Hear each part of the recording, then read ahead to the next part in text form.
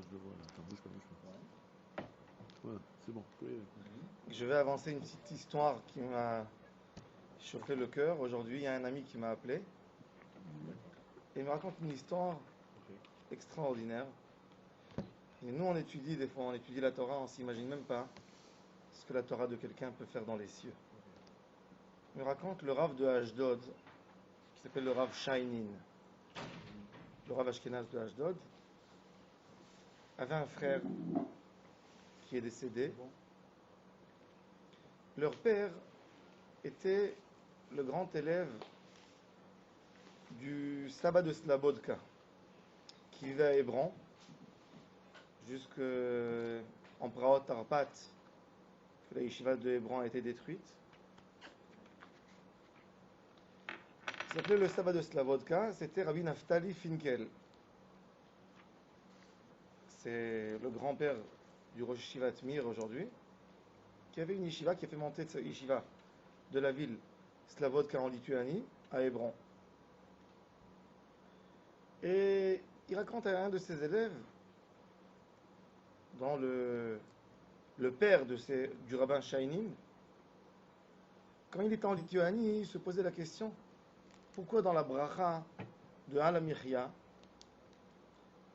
la bracha qui est sur Shivat Aminim, sur les fruits d'Eretz Israël, pourquoi on ne mentionne pas Berit Vetorah, puisque c'est un raccourci de Birkat Amazon, on aurait dû mentionner Brit Vetorah. La Gemara nous dit que celui qui n'a pas mentionné Brit Vetorah dans Birkat Amazon n'a pas été acquitté. Pourquoi on ne mentionne pas Brit Vetorah dans Al-Amichya? Il a dit quand il était dans la galoute, il n'a jamais trouvé la réponse. Quand il est venu en Israël à Hebron, il a vu dans une synagogue, certainement dans l'ancienne synagogue de Hebron, le livre Mahzor Vitri. Mahzor Vitri, c'est un rituel de la ville Vitry, à l'époque des Tosfot, que lui mentionne la bracha de Al-Amichya en citant là-dedans Brit Vetorah. Et depuis, il raconte à son élève, je mentionne moi aussi Brit Vetorah.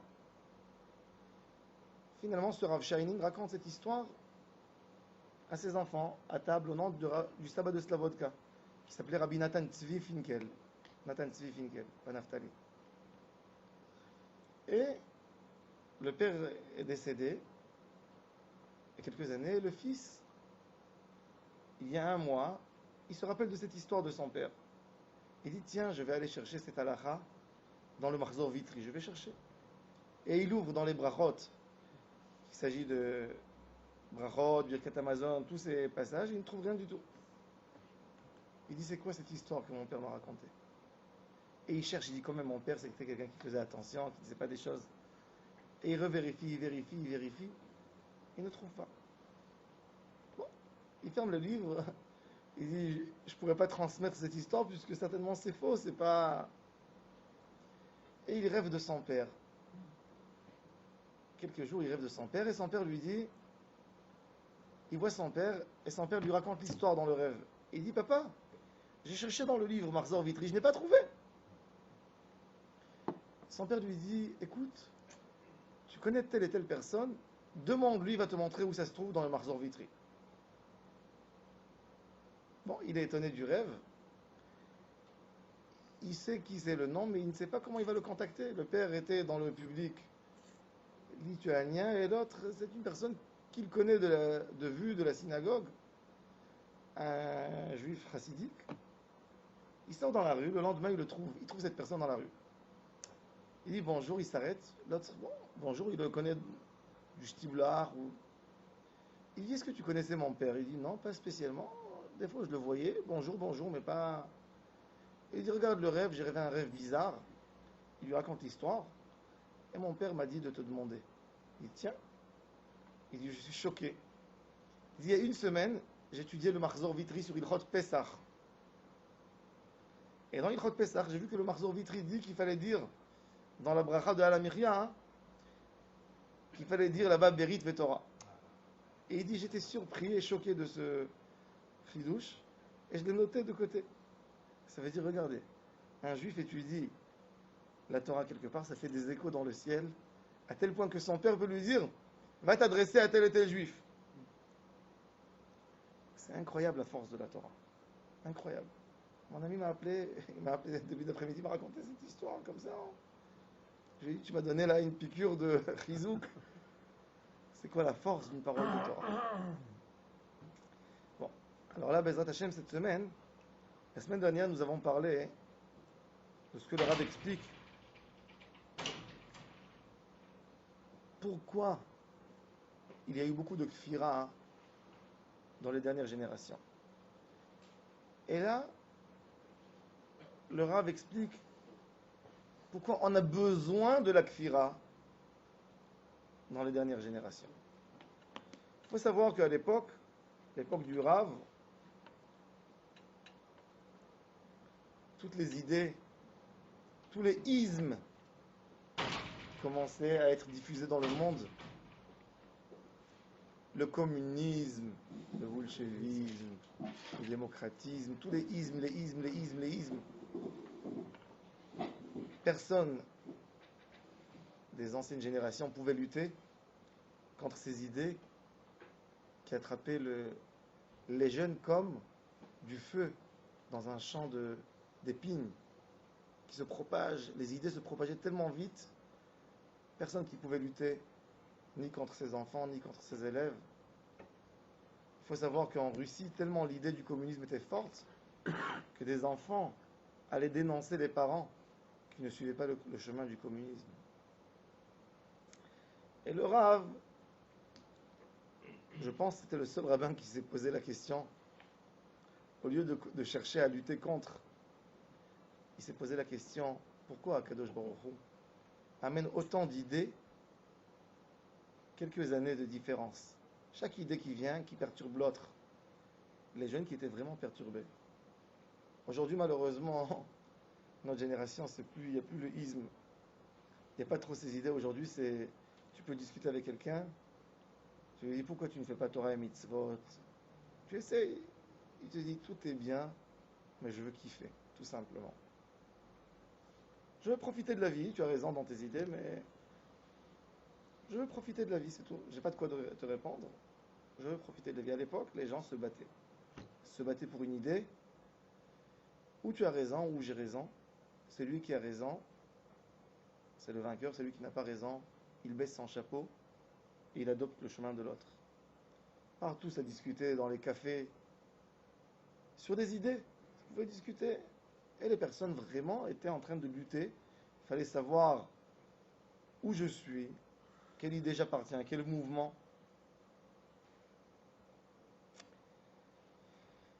Et en fait, qu'est-ce qu'il y a de bon là-dedans? Alors le Rav Kook va expliquer la kfira. Il va expliquer la kfira, les idées, c'est comme une fleur. Une fleur, après un moment, elle perd son charme, elle tombe. Il y a une chose qui reste dans la fleur, c'est la petite goutte de sucre qui reste à l'intérieur. Celui qui connaît la profondeur, la raison de la kfira, c'est lui le seul qui peut atteindre au sucre qu'il y a là-dedans et le prendre et le ramener à la kedusha. Comme ça, il commence cette phrase. Et là, il va essayer de trouver pourquoi on a besoin de la kfira, de toutes ces idées, ces ismes qui sont des fois, beaucoup de personnes les ont compris comme des idées contradictoires complètement à la Torah et aux mitzvot.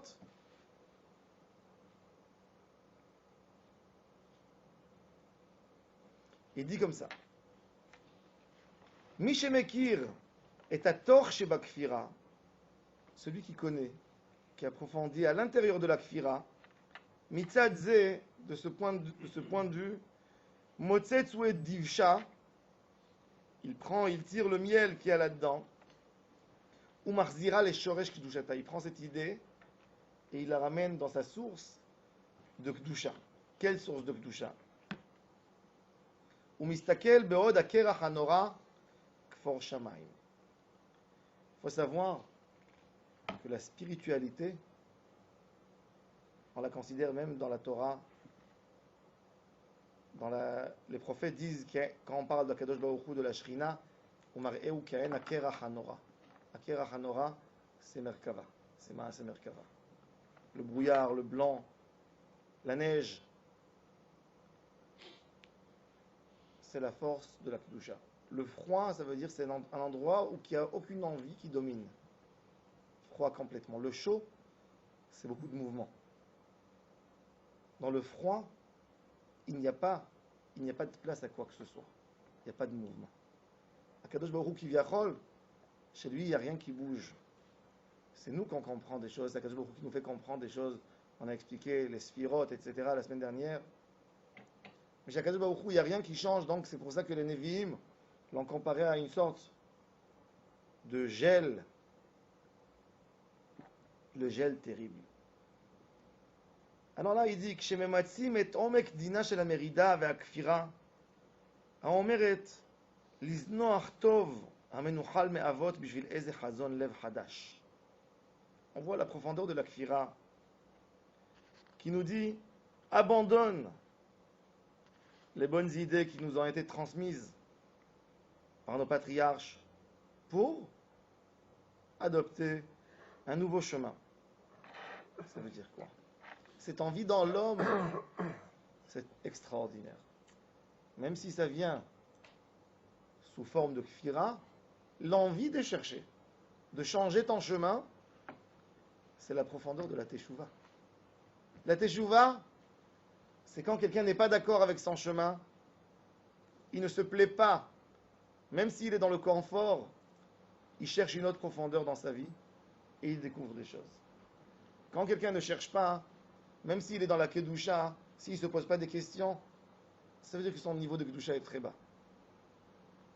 Quand on ne se pose pas de questions, ça veut dire qu'on est endormi, ça veut dire qu'on n'essaye pas de vouloir, d'obtenir des choses plus grandes, même dans des objets matériaux. Un homme qui n'a pas envie de quoi que ce soit, on l'appelle un homme ordinaire.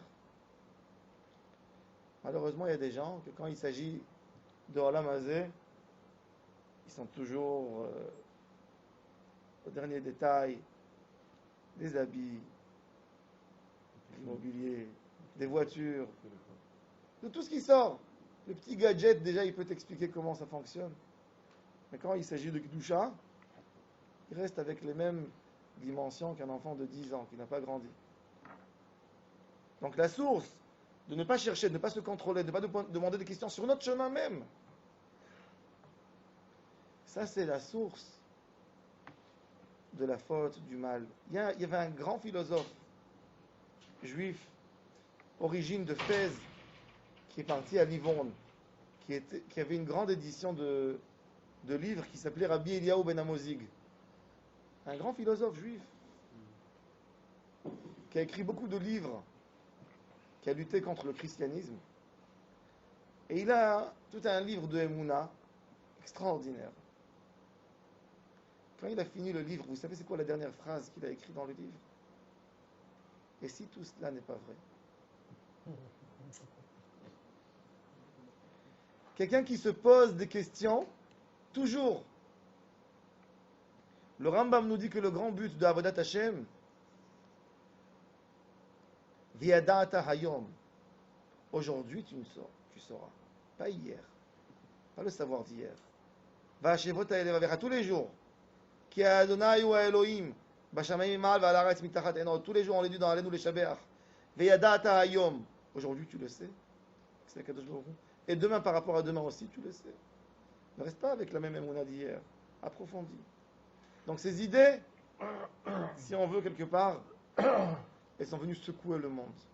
Le monde entier a été secoué, frappé par ces idées. Ces idées disent à l'humanité entière, au monde entier, vous vous contentez de ce qui s'est passé jusqu'aujourd'hui? Le monde, si on veut quelque part, la grande évolution du monde s'est passée en 200 ans. 1000 ans, le monde était presque pareil, les mêmes méthodes de construction, les mêmes moyens de transport. Et le monde, tout d'un coup, le monde est devenu beaucoup plus fort, beaucoup plus puissant. On a découvert la médecine, on a découvert des choses extraordinaires. D'ailleurs, mon père toujours nous disait que la différence, qu'est-ce qui s'est passé dans le monde musulman? Qu'est-ce qui s'est passé dans... Comment tu peux savoir que la croyance de l'islam est fausse? La meilleure preuve. L'islam, il faut savoir, au début de l'islam, c'était les plus grands mathématiciens. Tous les livres de philosophie étaient traduits du latin, du grec, en arabe. Les médecins, à l'époque, Ibn Sina,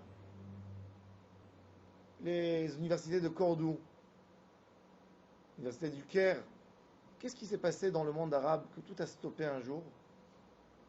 Et d'autre part, les primitives de l'époque, qui étaient les Gaulois, les peuples qui étaient en France, en France, en Angleterre, en Allemagne, suite aux croisades, ils sont venus, ils sont montés, ils ont essayé d'arriver en Israël, et dans leur retour, ils ont amené l'époque de la Renaissance, la construction, etc. Ils ont évolué extraordinaire, une évolution extraordinaire. Et pourtant, les Arabes, en 1200, ça se finit toute l'histoire. Elle se finit. Ils n'ont rien inventé jusqu'à aujourd'hui. Il n'y a pas un vaccin qu'ils ont fait jusqu'à aujourd'hui. Ils n'ont pas inventé une voiture, ni un avion, rien, quoi que ce soit. Qu'est-ce qui s'est passé chez eux? Leur émouna déformée. L'islam. L'islam, c'est quoi l'islam? C'est complètement le contraire de la Torah. L'islam vient du mot shalem. Tu es né, tu es complet où tu es né, tu restes dans la même situation où tu étais. À la base, l'islam, cette idée profonde des religieux islamiques qui ont conquéri à l'époque l'Espagne, eux, ils disaient un enfant pêcheur qui est né dans un village de pêcheurs doit être pêcheur. Un fils de cordonnier doit être cordonnier. Si Dieu l'a mis dans cette famille, ça veut dire que c'est ça la meilleure chose pour lui. Ils n'ont pas essayé d'évoluer, c'est ce qui a détruit tout. Pourtant, les autres, qui savaient qu'ils ne savaient pas, étaient obligés d'apprendre et se sont améliorés. Nous, dans la Torah, toute la force de la Torah, c'est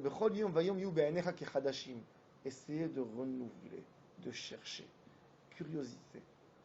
Einstein, quand on lui a demandé avec quelle force tu as obtenu ce que tu as obtenu, le plus grand savant de l'époque, Einstein a dit: je suis qu'un homme curieux. Curieux. Curieux de trouver, curieux de chercher. C'est là que tu arrives, tu te développes. Le Rav Kook explique, ces 200 dernières années, c'est les années de la recherche. De ne plus se contenter de ce qu'on a, de notre savoir, de ce qu'on a derrière le dos. Ce qui a amené la kfira, mais qui va amener en fait à la teshuva. Si on parle à la fin des temps d'un tikkun qui va se passer dans le monde, d'une réparation du monde, il faut savoir, il faut se poser des questions. Il faut abandonner forcément un mauvais chemin qu'on a et trouver un autre chemin. Et ça, c'est les vagues de la kfira qui viennent, qui secouent l'homme, qui l'habituent à se poser des questions. שהוא באמת רעיון תשובה כללי, המכה גלים, מוצאים את הצד הטוב שבה, le point positif de cette kfira, שהוא הגרעין הכללי של התשובה, מכל שפלות ומכל קלקול. Ça, c'est la racine de la teshuva, toutes ces idées, tous ces ismes qui sont sortis dans ces époques. C'est la base. Ils ont semé la semence de la teshuva, que les gens se posent des questions sur leur chemin. ומתוך כך, באים גם לשוב מהכלכלה הגדולה שיש בהריסה עצמה. Après cela, au début, ils ont détruit. Mais après, ils vont se poser des questions même sur cette destruction. Et là, ils feront une vraie teshuva. Là, leur compréhension, comme qu'il a expliqué, en Akadosh Baruch Hu prendra d'autres mesures, pas des mesures de galout, pas des mesures qui ont été déformées avec 2000 ans d'histoire. תיקון העולם. ואז שבים אל השם באמת וגאולה באה לעולם. תיקון העולם שיצא ממקורם של ישראל הוא האידéal של התשובה. C'est quoi le tikkun que Am Israël transmet au monde entier? La teshuva. Ne pas rester comme on est jusqu'aujourd'hui. Changer, essayer de voir, il est où le vrai chemin? Se poser des questions. כל זמן שהאדם קובע לו בתכסיס חייו על פי מידה קבועה, לא יוכל לצאת מידי החסרונות שבשכל. Toutefois, tout homme qui veut se comporter d'une certaine mesure, qui n'est pas ouvert à d'autres idées, qui n'est pas en train de comparer tous les jours son chemin par rapport à d'autres chemins, il ne pourra jamais sortir de ses défauts. Chesronot, Shebasechel, dans la pensée, Bamidot, dans son caractère, Bemaaseh, dans ses actions. Ve'echaz eishtalem ofio, comment tu peux t'améliorer si tu n'essayes pas de te comparer à l'autre, de voir dans quoi je suis mieux, dans quoi il est mieux que moi? J'ai des choses à apprendre. Mikol la médaille iskalti. De tout homme, on peut apprendre. Et là vient vraiment le moment de la Géoula, le Tikkun, quand n'importe quelle personne prendra les avantages des autres.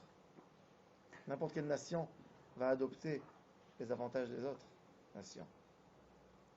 Lachen Khalila la Ergel, liot hakoach ha'ikari be'anagat ha'chaim. Ça, le Rav Kook crie ce que les Nevi'im ont crié sur la Avodat Hashem, comme que les prophètes nous disent. Vatehena darkamoti mitzvat anashim elumada. Il se comporte avec moi comme un rituel. Il y a une fois quelqu'un qui a dit, il a prié avec le Rav Kook Tfilat Mincha.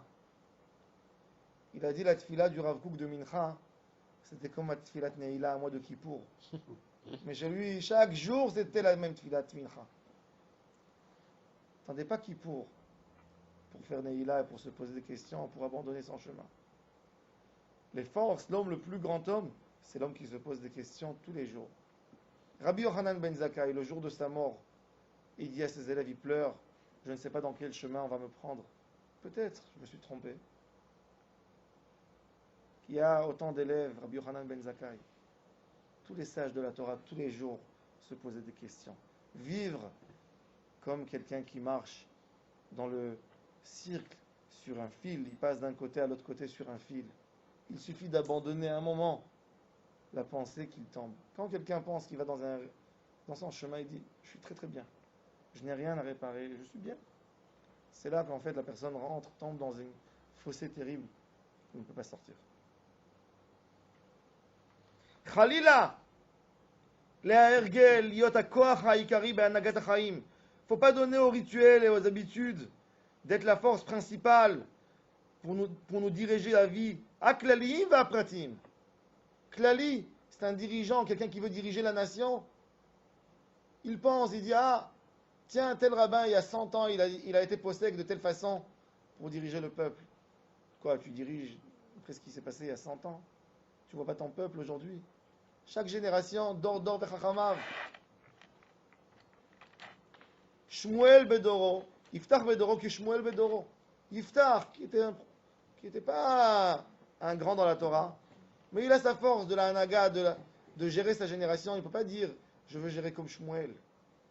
Et ça, c'est la faute de beaucoup de dirigeants, malheureusement, même orthodoxes, Haredim, qui regardent la génération avec des lunettes anciennes, une ancienne correction. Ils ne peuvent pas comprendre la génération.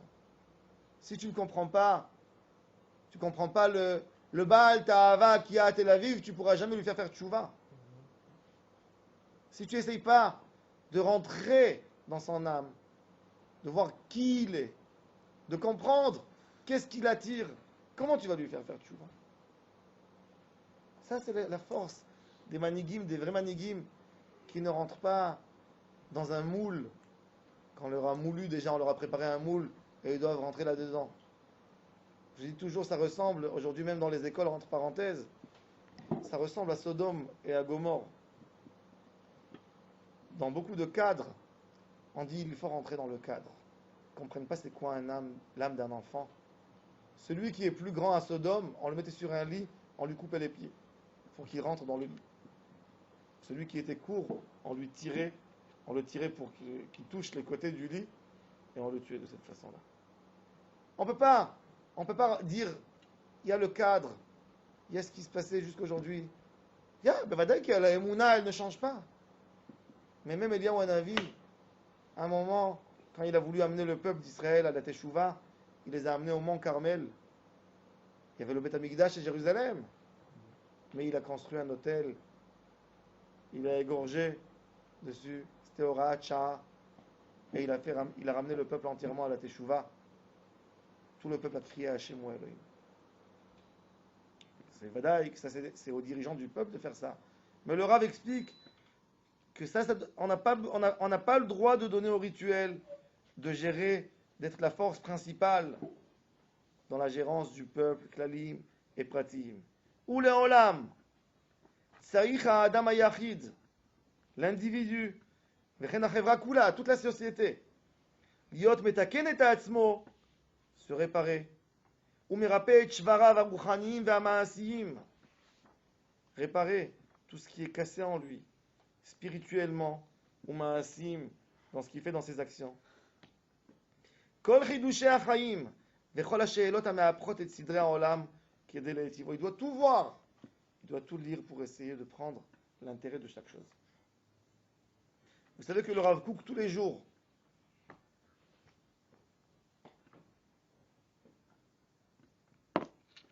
lisait le journal de la journée et il prenait un crayon parce qu'il écrivait très vite. Il ne pouvait pas prendre la plume et la tremper. Quand il finissait la page, il n'était pas encore sec en haut, donc il écrivait avec le crayon ce qui s'est passé dans le monde et comment ça nous concerne à nous, chaque individu. Qu'est-ce qu'il y a à apprendre de chaque chose. Il essayait même de mettre les choses à la lumière de la Torah. Il a écrit des centaines de cahiers comme ça. Il se base par rapport aux informations. Il écrit, ils ont dit telle et telle chose dans les informations, et voilà, ça nous dit comme ça, tel et tel message. Ça, c'est quelqu'un qui voit dans tout en quoi on peut se réparer, en quoi. Akadosh Baruch Hu, le Baal Shem Tov nous dit, ne te dis pas quoi que ce soit si tu n'as pas de quoi te réparer. Si tu as entendu quelque chose dans ta vie, ça veut dire qu'il y a quelque chose. Sur quoi il se base? Dans Parashat Nasso, on a l'histoire du Nazir, après l'histoire de la Sota. Chazal nous dit, Leman Ismecha, Parashat Nazir, les Parashat Sota. Pourquoi le Nazir? Pourquoi la Sota précède le Nazir?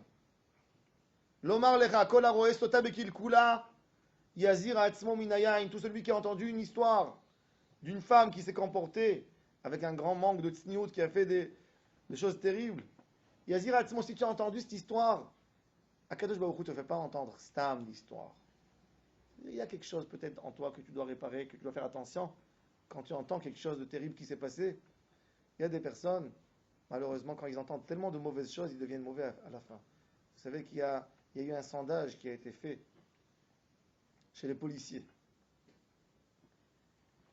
Il y a beaucoup de policiers que depuis qu'ils sont rentrés dans leur rôle, ils deviennent très vulgaires à la maison. Ils frappent leurs femmes, leurs enfants. Pourquoi? Parce qu'ils entendent tellement d'histoires comme ça. Ils sont influencés. Si tu ne veux pas, il y a deux façons dans le monde. Il y a, première chose, quand tu entends quelque chose de terrible qui s'est passé, si tu le laisses, tu as entendu, tu ne te dis pas quoi que ce soit à toi, cette influence, tu deviens plus mauvais. Mais si le moment même, tu dis, ah, regarde, si j'ai entendu cette histoire, ça veut dire qu'il faut apprendre du moussard concernant ça pour savoir à quel point c'est mauvais. Là, ça te rend plus grand. Là, tu as appris d'un défaut qui s'est passé quelque part, ça t'a amélioré. Chaque chose dans la vie, chaque idée. Le Rav Kook, il étudie tous les livres. Et c'est pour ça d'ailleurs, quelques rabbinim l'ont critiqué à cause de cela. Mais ils n'ont pas compris cette force justement qu'il avait, cette force de Neshama extraordinaire. D'être comme Rabbi Meir, la Neshama de Rabbi Meir Balanes. Rabbi Meir a étudié la Torah de son Rav Elisha ben Avouya qui était Mechalel Shabbat. Et Rabbi Meir allait derrière son Rav Shabbat, le Rav chevauchait le cheval. Et le Rav disait à Rabbi Meir, arrête-toi, on est en train de sortir du Troum Shabbat. Toi, tu es religieux, tu appliques la Torah. Moi, je continue avec mon cheval.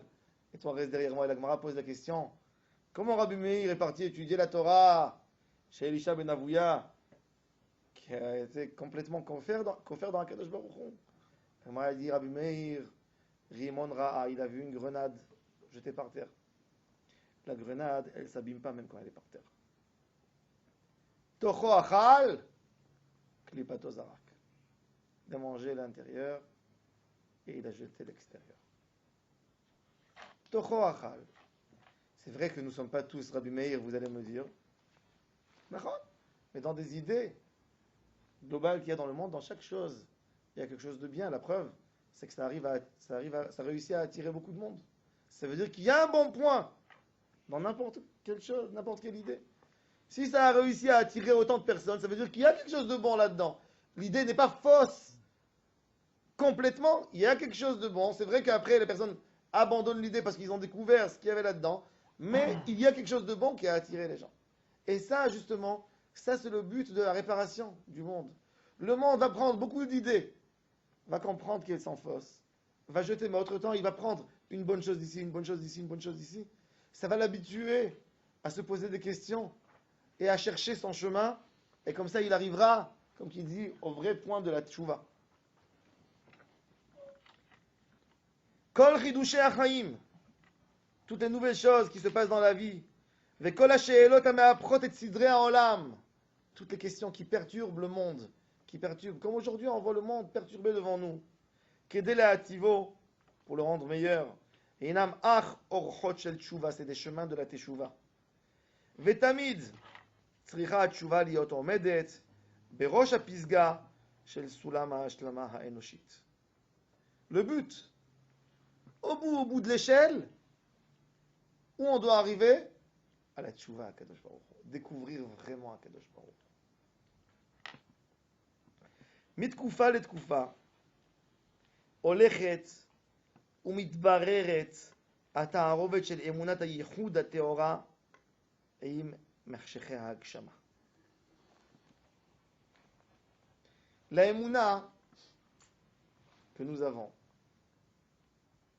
on a expliqué la dernière fois, il nous a expliqué le Rav, que dans Akadosh Baruch Hu, tu ne peux pas expliquer tous les noms qu'on donne à Akadosh Baruch Hu, c'est des expressions pour comprendre nous, comme le monde fonctionne.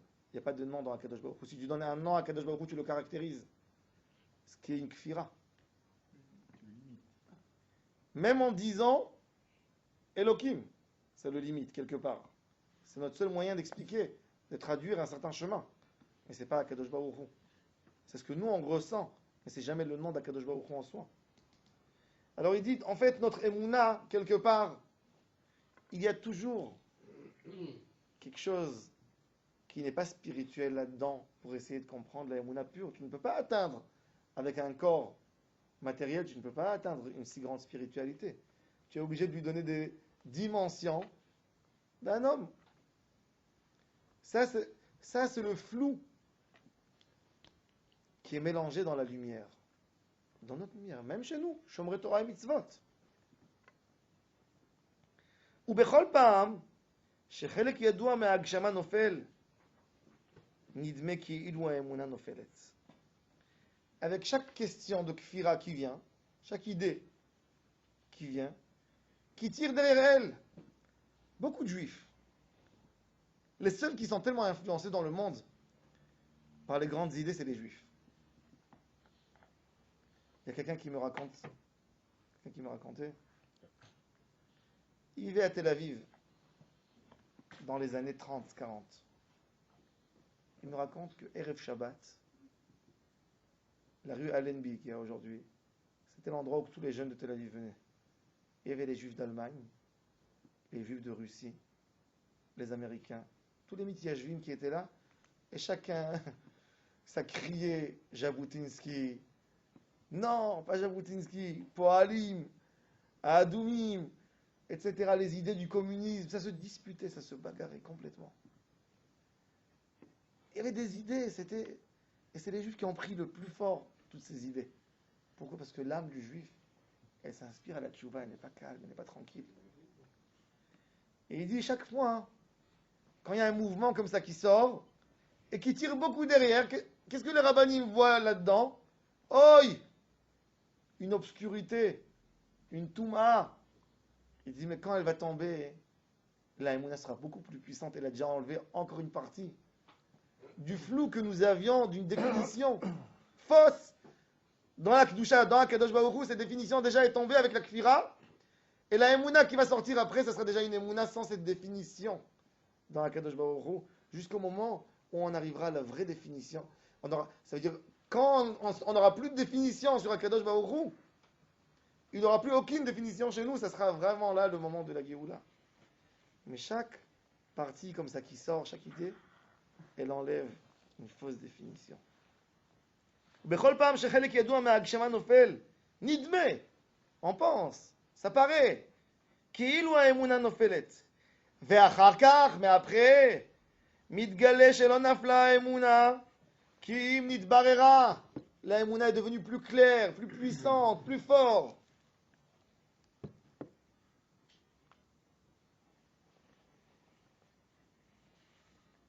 Qui c'est qui a plus de émouna dans nos générations à nous ou dans les générations de nos parents?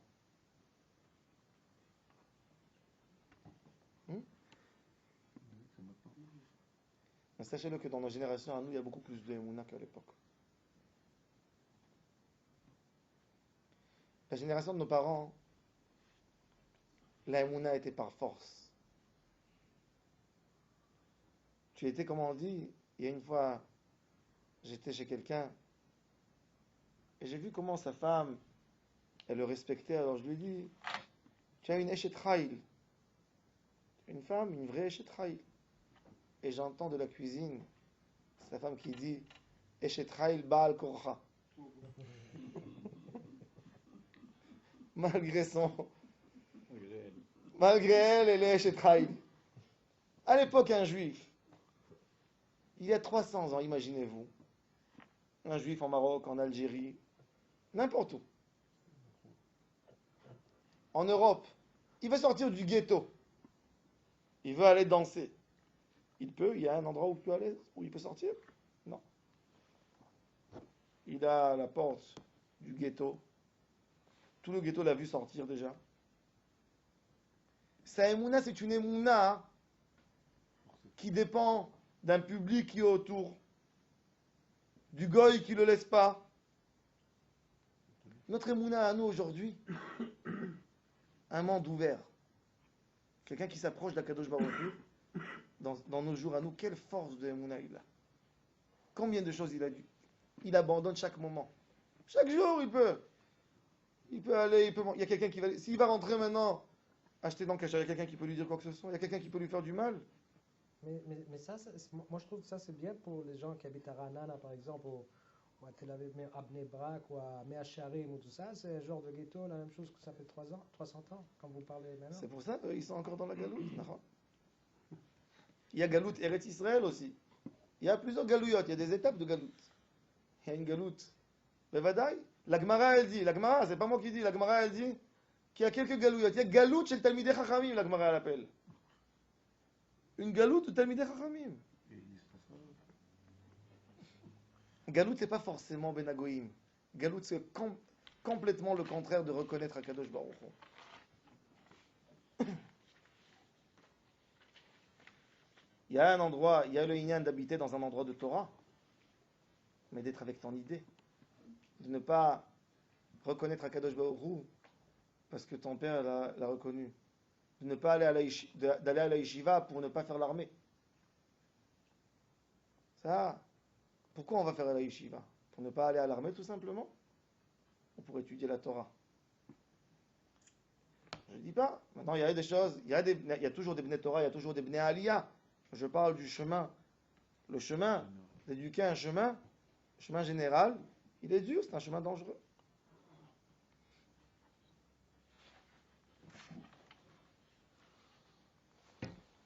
בימים האחרונים, לשיבת הרוח האנושי אל ספירת האמונה הבאה, נופלת קליפת ההגשמה האחרונה הדקה. À la fin des temps, la dernière clipa. D'ailleurs, pourquoi le Harizal, les maîtres de la Kabbale appellent la Touma klipot, les couvertures. Quand tu prends un fruit, qu'est-ce qui t'empêche de le manger tout de suite? La peau. Qu'est-ce qui nous empêche de découvrir, de goûter la shrina, la lumière d'Akadosh Baruch Hu? Les peaux qu'il y a dessus, qu'il y a autour. Il y a beaucoup. Beaucoup, beaucoup, beaucoup. À tel point, il y a quelqu'un qui m'a demandé, il m'a dit, regarde, et j'ai posé cette question à Rav Amar. Il m'a dit, nous sommes 13 millions de juifs dans le monde entier. Nous avons dans ces 13 millions de juifs, je ne parle pas maintenant des communautés selon les pays, je parle des mouvements. Nous avons des réformés, nous avons des conservatives, nous avons des orthodoxes, et dans les orthodoxes, il y a tellement de chemins pour servir à Kadosh Baruch Hu. Comment je peux savoir c'est quoi le chemin? Comment? Alors, chacun il te dit que l'autre chemin c'est pas le bon chemin. Comment tu peux aller arriver dans le bon chemin? C'est une clipa, c'est pas une clipa. On entend tellement d'idées. Alors j'ai posé cette question, Bémet, au Rav Amar. Alors combien nous sommes de personnes qui reconnaissent vraiment la vérité? Quoi, ça veut dire que ça va devenir absurde complètement. Si tu dis qu'il y a 50 000 personnes qui ont compris le judaïsme, ça veut dire sur un monde entier de 8 milliards de personnes, ça veut dire qu'il n'y a que 50 000. Ce qui fait en pourcentage même pas, je ne sais pas combien. Alors il m'a dit que même dans la Emouna, il y a beaucoup de clipotes. Mais le tochen, la vraie racine de la Emouna, ce n'est pas forcément le chemin que tu appliques dans ta vie. Le chemin, tu peux être Lubavitch, tu peux être Ramchalis, tu peux être ce que tu veux. Il y a un Rav qui peut t'aider à faire la Avodat Hashem. Le but, c'est quoi? C'est d'enlever les peaux, pas du chemin de l'autre. Qu'est-ce qui m'empêche, moi, de sentir Akadosh Baruch Hu? Ça, c'est les clipotes. Qu'est-ce qui m'empêche à moi de vivre dans une lumière? Ça, c'est ta clipa. Pas forcément que c'est la clipa de l'autre. Chacun avec son caractère et ce qui l'empêche de reconnaître Behemet Akadosh Baruch Hu. Et dans ça, on n'a pas le droit de se voiler la face et de dire je suis ce que mon père est. Je suis dans la même synagogue. Je vais aller où que mon Rav va y aller. Je me souviens, moi, à l'époque, j'aimais bien travailler sur la tfila. Et j'avais cherché un Beth Midrash à Jérusalem, que vraiment ça priait bien. Et j'aimais les prières longues. Et j'ai trouvé un Beth Midrash. Il était à Mea Shearim. Toldot Aaron. Et j'ai prié quelques années là-bas. Et une fois le jour de Kippour, je suis sorti et j'ai arrêté d'aller là-bas. Pourquoi? J'étais en train de prier Mincha. Et Mincha s'est prolongé. Et je voyais déjà la shkia dehors.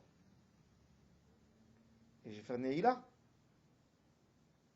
Mais le public est en plein Mincha. J'ai pris le sidour. J'ai commencé à prier Neila.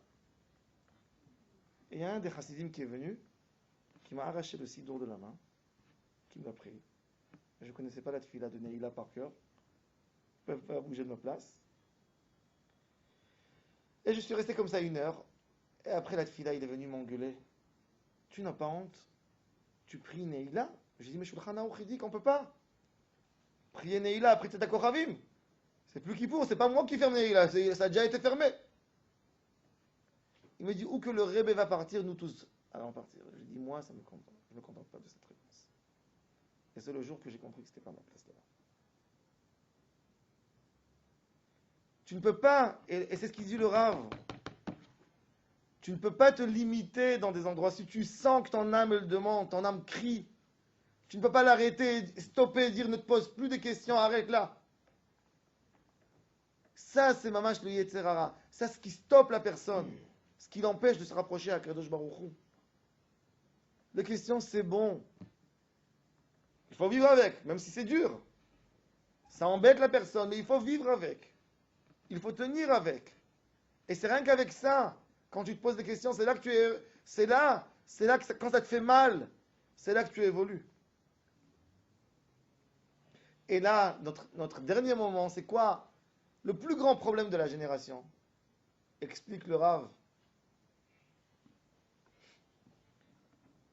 Chez Yachas, alors c'est quoi la clipa de notre génération à nous? La dernière. Yachas ametziut biklalut ela elaout.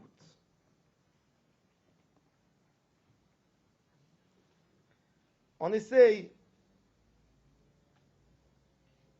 dans notre génération à nous, même dans Am Israël, le dernier défaut qu'il y a dans le milieu, dans le Olam HaTorah, c'est de regarder le monde comme si le monde est complètement contradictoire à la Torah. De voir en nous des gens qui sont d'un côté du monde et tous les autres de l'autre côté. Avraham Haïvri, Prinat Avraham Haïvri, mais Ever Anar. De voir en tout des choses qui contredisent la Torah. Ça, c'est la dernière clipa d'essayer d'éloigner toute chose, toute pensée dans le monde d'Akadosh Baruch Hu, toute pensée de la Torah.